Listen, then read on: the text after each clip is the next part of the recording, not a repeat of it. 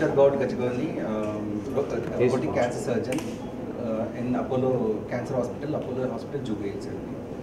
ఇది రొమ్ము క్యాన్సర్కి రకరకాల ట్రీట్మెంట్స్ ఉంటాయండి. శస్త్రచికిత్స ఒకటి, chemotherapy, radiation.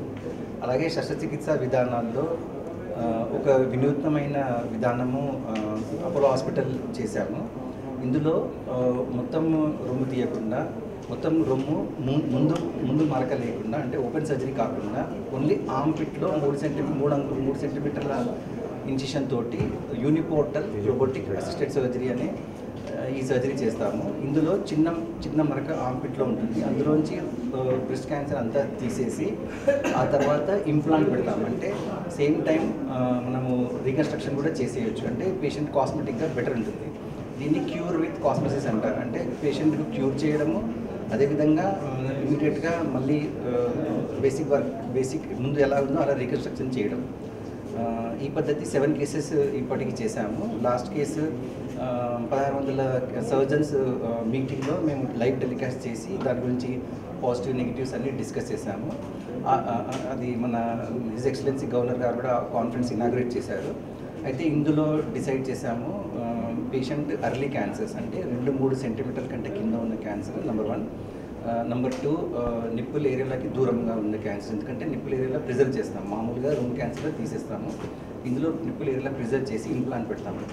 So number 2 away from the nipple ఏరియాలో. నెంబర్ 3 హెరిడిటరీ బ్రెస్ట్ క్యాన్సర్ అంటే BRCA1, BRCA2 జీన్ పాజిటివ్ కేసెస్కి ఇది నిజంగా యూస్ఫుల్ ఉంటుంది. ఈ పద్ధతి ఇంకా మోడిఫికేషన్స్ వస్తుంటాయి, ఇంకా అడాప్ట్ అవ్వాలి, ఇంకా చేంజెస్ ఫ్యూచర్లో వస్తాయి. 1 in 8 ఉన్నాయండి. బ్రెస్ట్ క్యాన్సర్ 1 in 8 ఉన్నాయి ఇండియాలో. 45 ఇయర్స్ తర్వాత ప్రతి ఉమెన్ మ్యామోగ్రామ్ చేయించుకోవాలి ప్రతి సంవత్సరం. అందులో ఎర్లీగా డిటెక్ట్ చేయవచ్చు. Breast cancer highly curable.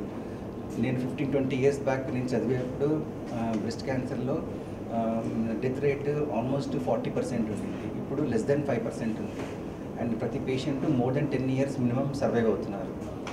Chemotherapy doctor, radiation doctor, medical oncologist అంటే మల్టీడిసిప్లినరీ యూనిట్. అపోలో హాస్పిటల్లో అందరు డాక్టర్స్ ఒక దగ్గర ఉంటారు. సీనియర్ రేడియేషన్ డాక్టర్స్ ఉన్నారు, డాక్టర్ విజయన్ రెడ్డి అని, మెడికల్ ఆంకాలజిస్ట్ శ్రీనివాస్ చక్రవర్తి ప్రసాద్ అని, ఇలా చాలామంది ఉన్నారు. సో అందరూ కలిసి కూర్చొని డిస్కస్ చేసి ఒక లైన్ ఆఫ్ ఆల్గోరిథం డిసైడ్ చేస్తాం. సర్జరీకి వచ్చినప్పుడు పేషెంట్కి ఆప్షన్స్ ఇస్తాము. ఈ అడ్వాన్స్ సర్జరీ కావాలా లేదా సింపుల్ ఓపెన్ సర్జరీ కావాలా.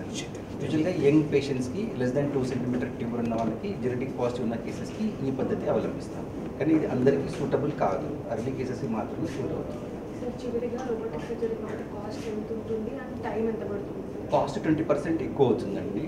ఓపెన్ సర్జరీ అంటే చేయి పెట్టి మనం ఫాస్ట్గా చేసేస్తాం. రోబో సర్జరీ 5 mm కట్స్ ఉంటాయి, 5 mm అండ్ 8 mm కట్స్ ఉంటాయి. సో స్లోగా చేయాలి, కాకపోతే రిజల్ట్స్ సేమ్ ఉంటాయి, కానీ టైం ఎక్కువ పడుతుంది.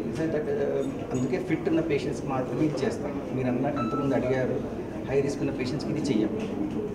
ప్రధానంగా తెలుగు రాష్ట్రాల్లో ఈ బ్రెస్ట్ క్యాన్సర్ ఇప్పుడు మాకు వచ్చే కేసెస్లో నెంబర్ 1 బ్రెస్ట్ క్యాన్సర్ అండి, నెంబర్ 2 అండాశయం క్యాన్సర్. ఈ 2 పెరిగాయి. గర్భసంచి ముఖద్వారం క్యాన్సర్ తగ్గుముఖం పట్టింది, కానీ బ్రెస్ట్ క్యాన్సర్, గర్భసంచి క్యాన్సర్, అండాశయం క్యాన్సర్ పెరుగుతున్నాయి తెలుగు రాష్ట్రాల్లో. ఇది రిఫరల్ సెంటర్ కాబట్టి ప్రతి చోట నుంచి వస్తున్నారు. హైదరాబాద్, తెలంగాణ, ఆంధ్ర ప్రతి చోట నుంచి వస్తున్నారు.